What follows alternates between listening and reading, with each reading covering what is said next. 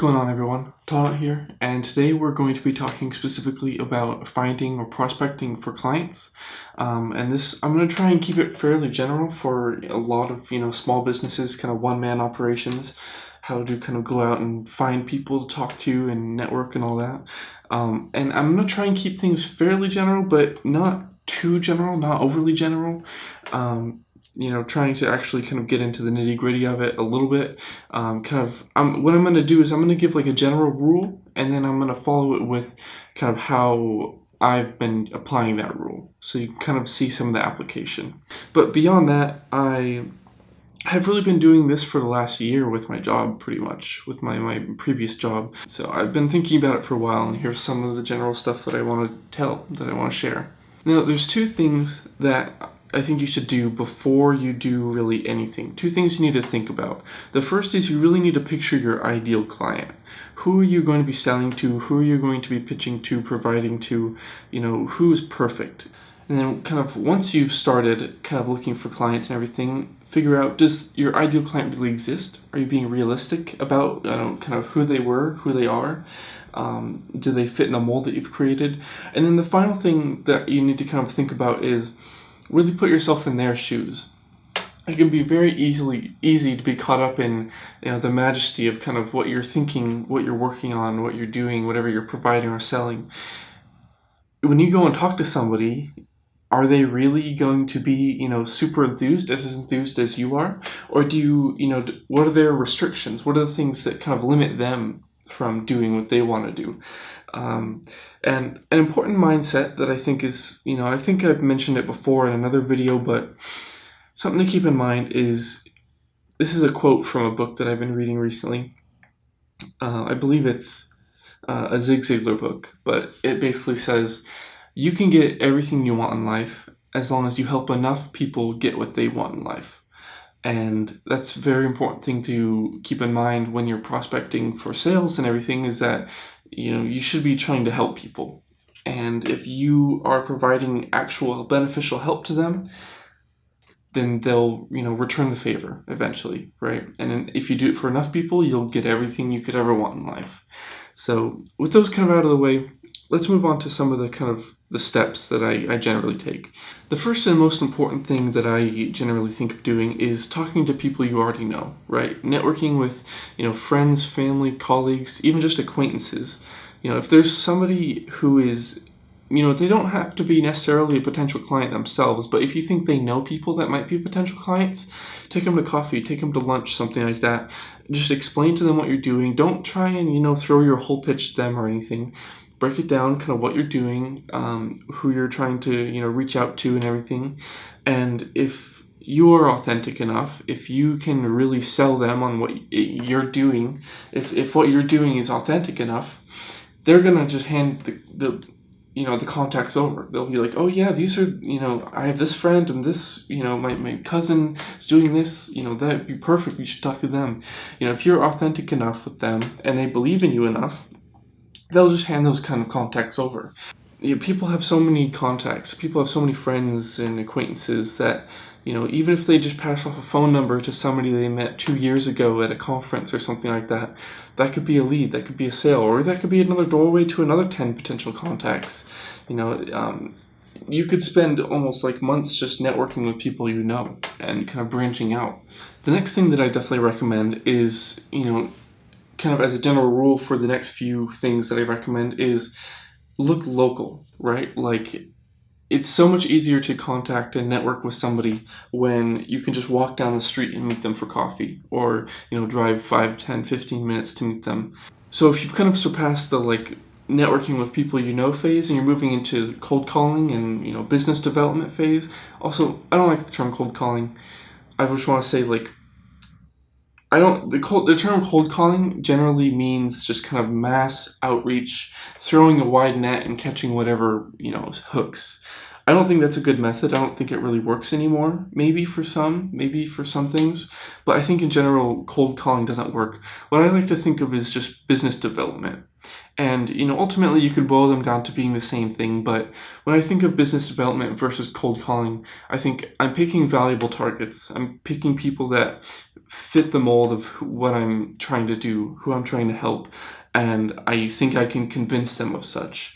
Rather than just like throwing your pitch out to a million people and half of them it doesn't even apply, right? That's kind of cold calling. So as I was saying, it's much easier to do business development in your local area. So, some of the first things that I recommend is just go to Google, right? If you live in San Francisco, search, if you live in San Francisco and you're trying to reach out to small coffee shops or something like that, just to make it pretty specific, search San Francisco small coffee shops or something like that. And then you'll find the individual contacts here and there, but the bigger, more important thing is you'll find groups and organizations. Maybe there's a coffee entrepreneur business meetup or a coffee crafters, union organization or something like that. Those are kind of the most valuable groups. If you can, just as kind of an example of what I'm doing, there's a like tech entrepreneurship kind of. It's a type of organization that takes kind of people that are looking to start tech companies and helps them. Gets them kind of the resources and gets them the guidelines that might kind of help them along their way. And so, I'm trying to reach the people that they're helping. So I'm going to them. I'm going to that organization, and if I can convince the head of that organization that I'm authentic and that I'm legitimate and that I can help his clients or the people he helps, I'm just going to stand right next to him, right? I'm going to be right next to him when he brings in 10 new clients for himself. And then he, if I impress him, if I make him happy, then he'll recommend me to them. He'll recommend me to his clients without me even really having to ask. So finding those groups is a very important thing. And, there's websites like Meetup. Just go and look and see, is there, a group that meets and talks about the stuff that you're involved with, that you're trying to sell. When it comes to reaching out to someone kind of as a cold call, I've already said I don't like that, but is someone that you're trying to reach out to someone who you don't know, they don't know you, that you've never heard of each other previously. I'll kind of break down kind of what I really try to do. And the most important thing is don't send them a pitch. Don't email them. Try your best to call them or call their secretary or, get into vocal contact with them, because, you're trying to basically, I think the most important thing you can do is get in front of them. If you can get in front of your potential client, that increases your chances of getting anywhere 1,000% over even just a phone call or way over, an email or something like that. They're not even going to open your email. They're going to delete it before, they even see it. So kind of the goal for you and for almost anybody looking for clients is, in your local area at least, get in front of them. Do your best to get in front of them. So personally, I'll give you my example, is that as someone trying to build kind of a social media management / consulting business, when I reach out to somebody, I first and foremost try to call them. If I can use the internet, if I can use the internet in some capacity, white pages or something like that, to find the business owner's actual phone, I'll call that. If I can't, I'll call their business and see if they're around. You'd be surprised, even larger businesses, sometimes you can call and just be like, hey, is the owner there? And they'd be like, yeah. Usually they'll ask, what's it in regards to? I generally say yeah, I need to talk to them about social media or something like that.